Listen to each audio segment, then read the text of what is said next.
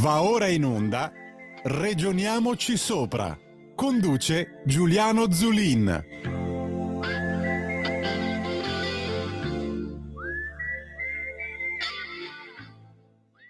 Bentornati amici qui a Radio Libertà, Regioniamoci sopra, Giuliano Zulin.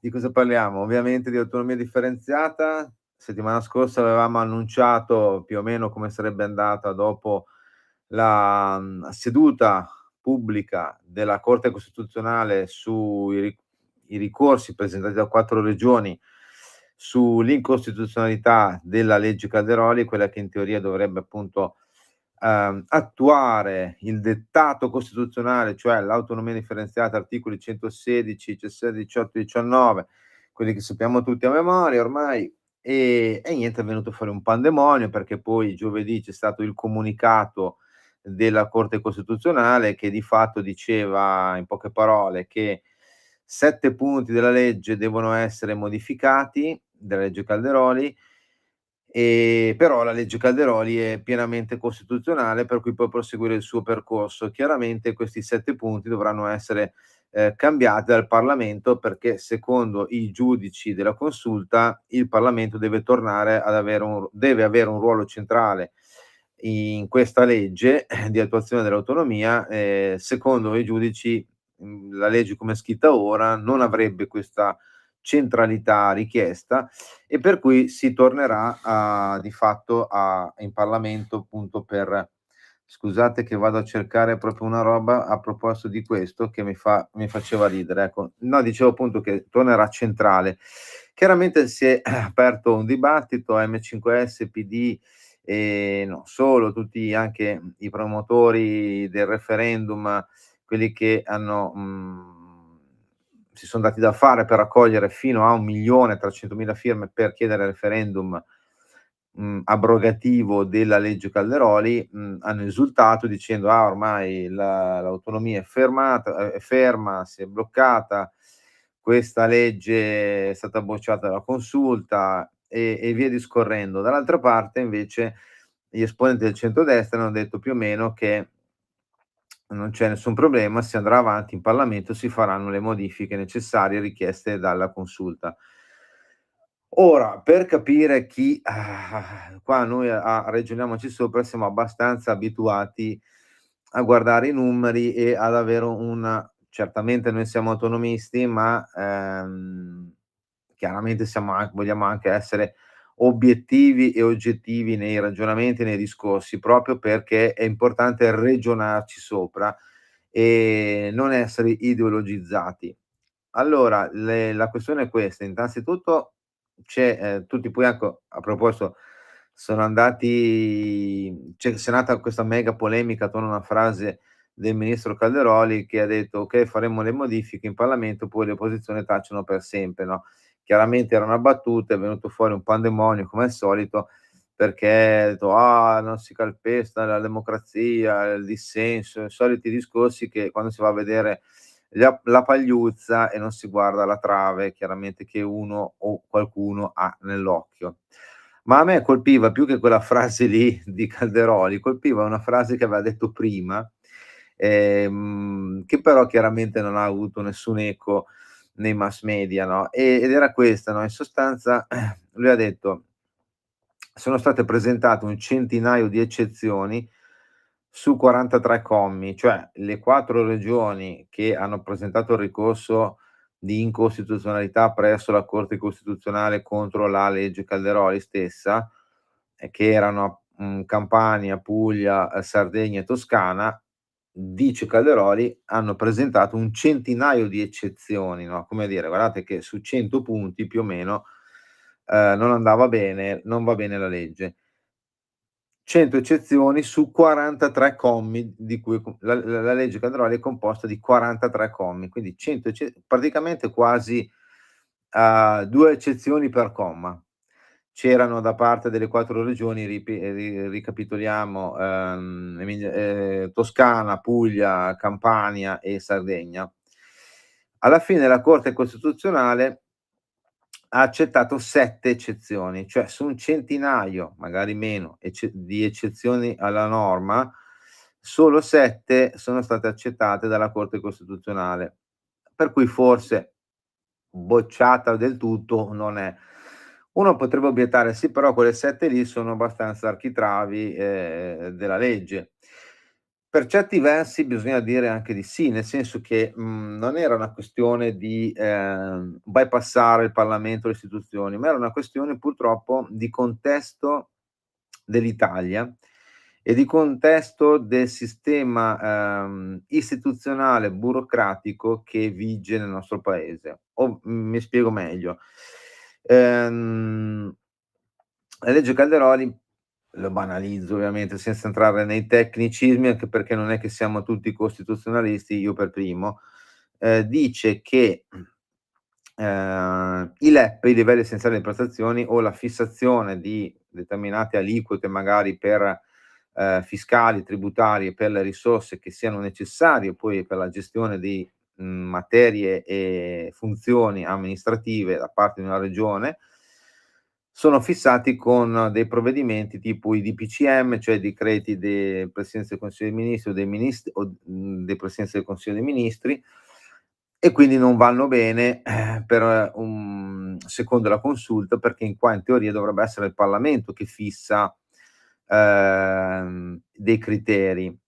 Allora e non quindi, non so, un governo che, tra virgolette, come un Giuseppe Conte qualsiasi, ricorderemo tutti i famosi DPCM, no, quando ci diceva che non potevamo, correre oltre i 150 metri da casa in epoca Covid, che non potevamo stringere la mano il 26 dicembre, dopo le 22 a un parente, non potevamo uscire di casa a determinate ore, le pizzerie bisognava solo aspettare fuori, il ritiro della pizza, no, quindi diciamo quei DPCM andavano bene, no, mentre i DPCM che stabiliscono le funzioni amministrative, secondo la consu e quindi la gestione della cosa pubblica non va bene, no. Poi la consulta dice anche che l'Italia deve rimanere unita e che, non possono essere trasferite delle materie, ma soltanto delle funzioni amministrative. Ora, io non è che sono giudice costituzionale e neanche ci tengo magari a diventarlo, ma non per altro, ma perché non ho fatto quel percorso di studi. Detto questo, però mi sembrava che la Costituzione stabilisse proprio che più o meno in alcune materie ci fosse una concorrenza tra regioni, quindi enti locali e Stato centrale nella gestione proprio di quelle materie lì. Magari ho capito male, perché può essere che io abbia capito male, però detto questo sono andato a vedere, cioè alla fine lui dice: "C'è una questione solo di quasi gestione amministrativa e che deve essere però fissata dal Parlamento". A questo punto però mi viene un dubbio: non è che forse proprio questa fissazione del Parlamento sia invece l'inizio della vera autonomia differenziata? Perché effettivamente finché c'era una questione soltanto di PCM e di volontà governativa, per affidare un tributo, una gestione a un determinato territorio che lo richiedeva, poteva esserci una discrezionalità e quindi in questo caso poteva esserci anche, intromissione dell'aspetto politico partitico nei confronti invece del reale trasferimento dei poteri. In questo caso qua invece, se il Parlamento fisserà dei pilastri, dei paletti affinché i tributi vengano affidati a una regione piuttosto che a un'altra e determinate competenze e materie, allora sì, quelle diventano intoccabili. Cioè paradossalmente la Corte Costituzionale dà il via libera all'autonomia differenziata, nel senso che dice: "Certo, facciamola, ma con dei paletti che siano, tra virgolette, "validi per sempre", nel senso che non sia ogni governo che possa magari cambiare aria o modificare le aliquote anche in base alla volontà politica, del momento. E su questo bisogna dir la verità, è un passo avanti, perché effettivamente uno poteva obiettare che con i famosi DPCM, che tanto non sono piaciuti alla consulta, quando invece piacevano durante il governo Conte 2, i famosi DPCM magari appunto potevano, come dire, presagire, un aspetto più partitico che, istituzionale da parte del, governo nel trasferire i poteri. Adesso tutte queste parole qua però, voi direte: "Che palle, che complicate", benissimo. Infatti il problema è proprio questo qua. Il problema è proprio questo qua, nel senso che, adesso noi ci troviamo di fronte a un problema, che secondo me è quello più importante da superare, cioè la volontà politica. Ora, è ovvio che il Parlamento, anche non dico in mezz'ora chiaramente, perché poi non è che il parlamentare sa quanti asili nido servono in Abruzzo, quante case di riposo servano in Toscana, quante, rotatorie oppure quanti mezzi pubblici servono in Veneto chiaramente, deve esserci qualcuno che gli presenti un elenco e su questo dibattere. I famosi livelli essenziali di prestazione, no, dicevamo. E quindi è ovvio che c'è un tema grosso di, fissare queste basi tecniche sulle quali puoi modificare, cioè attuare di fatto l'autonomia differenziata. E quindi è lì il problema adesso. Il problema è proprio tecnico, nel senso che lì, ecco, paradossalmente questo non è un problema perché c'è una commissione che andrà avanti, quella presieduta da Sabino Cassese, che dovrà fissare dei criteri basi, quella andrà avanti col suo percorso proprio per affidare degli strumenti al Parlamento. Il tema adesso è il Parlamento. Il Parlamento avrà la forza di, portare avanti queste modifiche costituzionali? O meglio, c'è una maggioranza di un certo tipo che ha già approvato la legge Calderoli, quindi in teoria approverà anche le modifiche chieste dalla Consulta. Nello stesso tempo però, sappiamo tutti che in Italia il Parlamento a volte viene definito anche Vietnam, perché ci sono chiaramente i Viet Cong, ci sono i sabotatori, possono esserci ovviamente i sabotatori, può esserci di tutto e quindi questo porta a un rallentamento di tutto l'iter. Rallentamento che alla fine va a discapito non certo di una parte politica o dell'altra parte politica che magari si scontrano, ma va a discapito del territorio. Il territorio che da una parte chiede l'autonomia, ma dall'altra che apparentemente non la vuole, ma l'autonomia gli farebbe bene, perché senza quella legge Calderoli non ci saranno mai i livelli essenziali delle prestazioni e vediamo purtroppo che le differenze territoriali tra nord e sud, lo dicono ormai tutti i rapporti, aumentano e questo senza autonomia differenziata. Ma adesso facciamo una piccola pausa come sempre e fra poco raccontiamo altre 2 o 3 cose interessanti. Ragioniamoci sopra, a fra poco.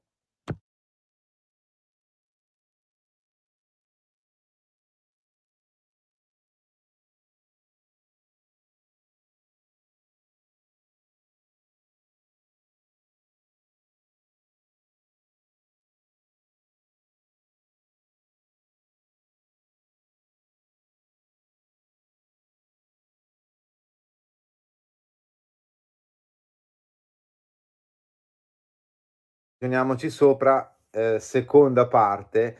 Vi dicevo prima che avevamo 2 o 3 cosine interessanti ancora da dire, perché il tema grosso qual è? Che, prima avevamo detto che una sfida sarà quella politica, no, perché okay, si possono fare le modifiche alla legge Calderoli, ma serve una volontà politica forte per portarla avanti e lì lo vedremo cammin facendo appunto nei prossime settimane, nei prossimi mesi chiaramente.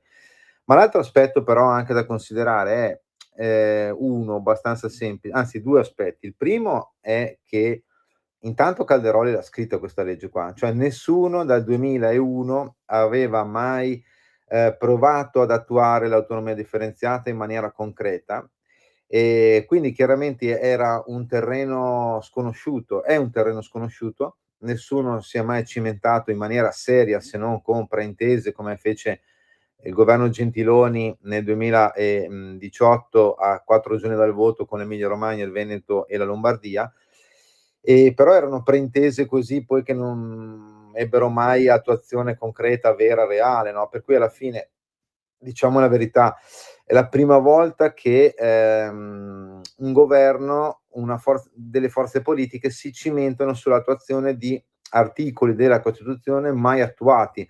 Un po' come è successo per esempio nel 1970 quando si attuavano le regioni, di fatto che in teoria erano state decise già nel 1948, no, ma passarono 22 anni prima di vederle concretizzate. E un po' adesso è la stessa roba, per cui c'è anche da dire che, insomma scrivere, cioè non c'era un percorso prestabilito, è tutto da costruire. Per quello dicevo prima che paradossalmente, il fatto che definisca dei pilastri la Consulta, è a quanto mai interessante dal punto di vista proprio autonomistico, nel senso perché dice: "Ragazzi, il percorso c'è ed è questo, dovete fare quello". Non ha detto che i LEP non vanno bene, anche perché bisogna farli da mo', dai tempi che furono, ma nessuno li ha mai attuati, nessuno si è mai cimentato tranne questo governo. E quindi chiaramente è veramente una spinta ulteriore all'autonomia, paradossalmente, nonostante quello che dicano alcuni commentatori e politici. Certo, lo dicevamo, c'è l'aspetto appunto, parlamentare, che sappiamo benissimo che in Italia il Parlamento a volte affossa o rallenta tutto, ma delle volte può essere anche velocissimo. Chi lo sa, dipende sempre dalla volontà politica. C'è anche un altro aspetto che è il secondo di cui volevo parlare, ed è questo, no, cioè al di là poi degli schieramenti, chi ha ragione, chi ha torto, chi è pro autonomia, chi è contro, c'è rimane un fatto, rimane il fatto che le divisioni, lo dicevamo prima, poco prima della pausa della canzone, le divisioni rimangono tra territori e si amplificano sempre di più, la forbice si allarga sempre di più. Questo cosa vuol dire? Che bisogna intervenire. Questo cosa vuol dire? Che, il sistema, attuale, fatto di, un governo centrale, a prescindere chiaramente da chi lo amministri, e degli enti territoriali che hanno potere sì, ma fino a un certo punto, e ogni angolo di gestione amministrativa cozza con un altro, potere dello Stato, cioè è un pateracchio che proprio veramente la legge Calderoli può dipanare in maniera chiara, anche perché ripeto le differenziazioni territoriali, ahimè rimangono forti e sempre più forti. C'è un conto, lo diciamo subito, statistico, nel senso che, non è realistico chiaramente, però è statistico e a volte quasi giornalistico, un gioco vogliamo dirlo, dove, vogliamo vedere praticamente la tenuta proprio dei territori, no, ed è, se vogliamo fare, vedere come sarebbe il rapporto debito-PIL in 2 territori ben precisi, no. Allora, noi sappiamo che il rapporto debito-PIL italiano è intorno al 140, robe varie, no, 141. Allora, prendiamo i dati del 2022, così almeno sono quelli già timbrati, ritimbrati da Istat, Banca d'Italia, Commissione europea e compagnia cantante. Nel In quel periodo, diciamo che fine 2022, c'era praticamente il PIL che era 1.946 miliardi, mentre il debito pubblico era 2.757 miliardi. Quindi il debito PIL dell'Italia fine 2022 era 141,7%.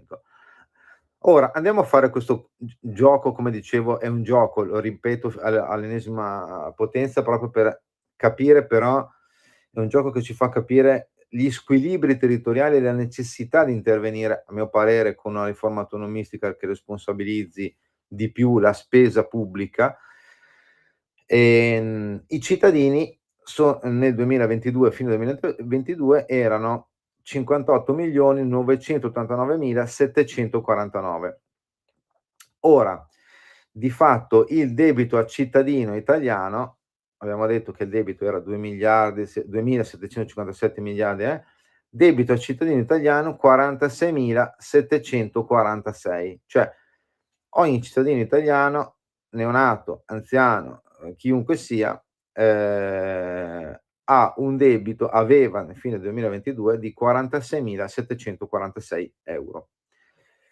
Ora, noi andiamo adesso a scorporare e vedere quanto è il debito PIL della Lombardia e il debito PIL della Campania. Prendiamo le 2 regioni, tra virgolette, "principali", no, intanto sono 2 regioni a statuto ordinario, primo, e sono un po' le regioni principali, una del nord e una del sud, del centro-sud, del sud.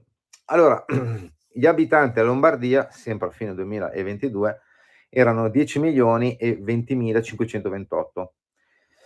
Ehm, Ora noi non sappiamo quanto ha fatto di debito la Lombardia, dobbiamo soltanto moltiplicare il debito a cittadino, cioè 46.746, per il numero di abitanti a Lombardia.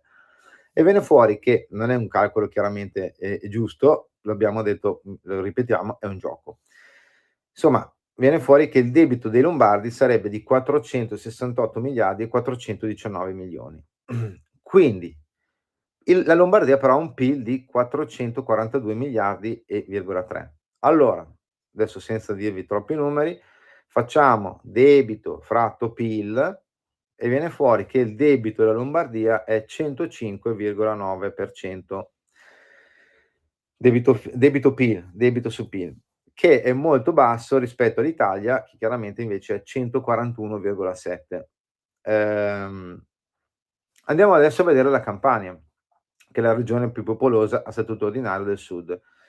Qua, gli abitanti erano a fine 2022 5.590.000, 5.590.076.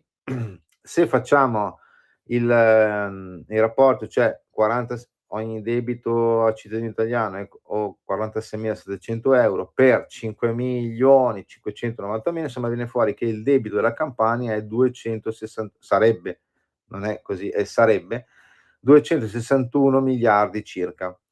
Il PIL della Campania però è 119 miliardi, sempre fino 2022. Per cui il rapporto debito-PIL è 219%. Quindi riepiloghiamo. Abbiamo fatto tutti i conti, questo gioco statistico, giornalistico, per dare però l'idea di come siamo messi effettivamente e com'è la differenziazione tra i territori, e vediamo che il debito PIL della Lombardia sarebbe, è un gioco chiaramente, il 105,9%. Il debito PIL della Campania sarebbe il 219%, praticamente il doppio. Il 210, per dare un'idea, allora il debito PIL italiano è 141, il debito PIL tedesco siamo sull'80, e il debito PIL francese siamo intorno al 100, che è più o meno un po' meno è quello spagnolo, e il debito PIL del Giappone sappiamo è il 250%, il debito PIL americano è sul 110. Quindi c'è però un tema di squilibrio, ripetiamo, debito PIL Lombardia con dati del 2022 in maniera statistica, un gioco, una simulazione, sarebbe 105,9%, debito PIL della Campania sarebbe 219%. Ora voi capite bene che la sostenibilità di un sistema del genere non tanto, cioè il tema qual è? O fai salire il PIL e quindi il rapporto debito-PIL ovviamente cala, perché aumenta il denominatore, parliamo di aritmetica, o per farlo diminuire devi far calare il debito, quindi devi far calare la spesa pubblica, no? Ovvio che i parametri europei dicono che per essere sani bisognerebbe avere un debito PIL del 60%. L'Italia, lo sappiamo tutti, per 1.850 milioni di motivi, ha un debito PIL alto. Non stiamo ad aprire questo libro perché poi, diciamo, non sappiamo dove andiamo a finire, ma soprattutto andiamo fuori strada rispetto al tema delle differenziazioni territoriali, però rimane questo fatto, cioè non può essere, a mio modesto avviso, che in un territorio che giustamente, come dice la Costituzione, è unito, dice la Costituzione, ed è indivisibile, però deve avere anche degli equilibri. E gli equilibri devono intervenire solo con uno sprone alla responsabilizzazione degli amministratori locali, affinché portino più investimenti, più PIL, quindi più posti di lavoro, più business, diciamolo in una maniera brutta, e dall'altra parte si intervenga molto anche sulla spesa. E tutto ciò, a mio modesto avviso, può avvenire soltanto se c'è una chiamiamola così, autonomia. Quindi autonomia vuol dire che tu sai, cioè fare quello che si vuole sapendo quello che si deve. Molto semplicemente, dove non ci sono più scuse di dire: "Ma tocca a quello, doveva darmi quello, doveva fare quell'altro". Io amministratore gestisco il mio territorio in base chiaramente a delle regole ben definite e ben precise, con delle risorse ben definite e ben precise, e in base al quale cerco di far migliorare il mio territorio e a spendere in maniera più efficiente i soldi che ho a disposizione. Altrimenti la forbice l'abbiamo appena vista, il debito PIL lombardo è 106%, 105,9, il debito PIL della Campania è 219%. In questa maniera qua, la sostenibilità proprio del tessuto, economico, sociale e della spesa pubblica non fa tanta strada. È necessario intervenire, al di là che uno sia pro autonomia o che sia contro l'autonomia, in qualche maniera bisogna intervenire per dare più responsabilità, autonomia diciamo differenziata, tutto quello che ne consegue, pro Calderoli, contro Calderoli, bisogna intervenire su questo meccanismo, cioè il meccanismo che deve far aumentare il PIL e far calare la spesa pubblica. Altrimenti non so come si va a finire. Una cosa è certa: questo sistema centralistico raffazzonato, che purtroppo stiamo vivendo negli ultimi 20 anni, soprattutto dopo la modifica del Titolo V, non ha portato a un miglioramento dei conti pubblici territoriali, non ha portato a un miglioramento del PIL in generale e porta purtroppo solo a un aumento delle disuguaglianze. Continuare su questa strada, come dicono alcuni, secondo me non porta da nessuna parte se non a peggiorare la situazione. Per cui ci vediamo la settimana prossima, ragioniamoci sempre sopra e come sempre buona autonomia a tutti. Ciao.